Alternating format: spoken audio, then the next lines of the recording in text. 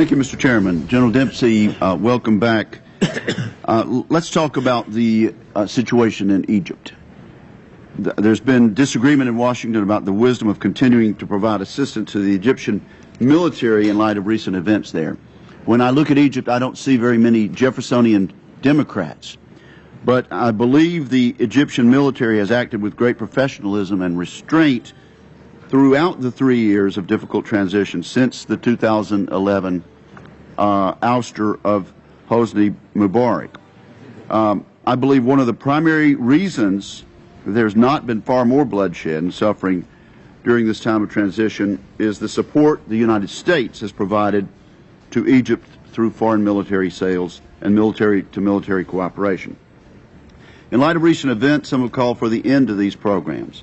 Let me tell you how I feel about this and our commitments under the Camp David Accords, and then let you respond. First, we must maintain the strength of this relationship to enable us to assist and influence Egypt's military leaders.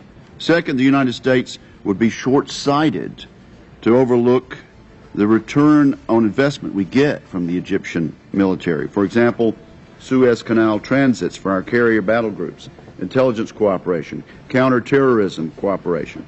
These are examples of the benefits we derive from this relationship.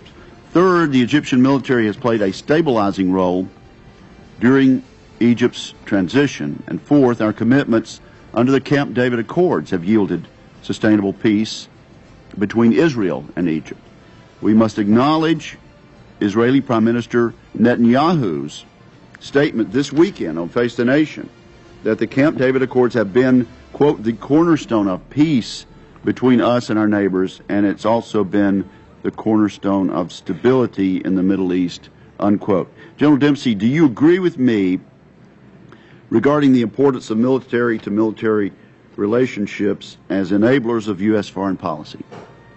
I do, Senator.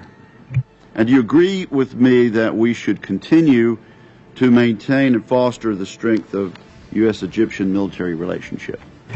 I do. If our government decides that they have to take some action based on existing legal frameworks and restrictions, I would recommend that we find a way to restore those as quickly as possible, even if it meant conditioning them some way. But I very strongly believe we have to maintain our contact with the Egyptian armed forces.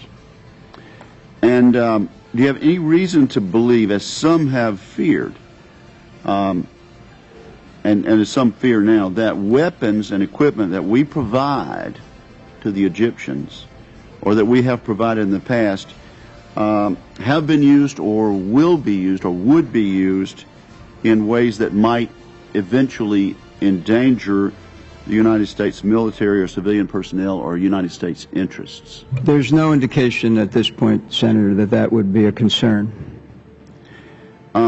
And in your opinion, was the elected government of Mohamed Morsi moving toward a dictatorship? If I could, I'd like to use this opportunity to express my conversations with my counterpart. I can tell you they very strongly believe that. Okay, well, let me just ask you then, before I move on to another topic.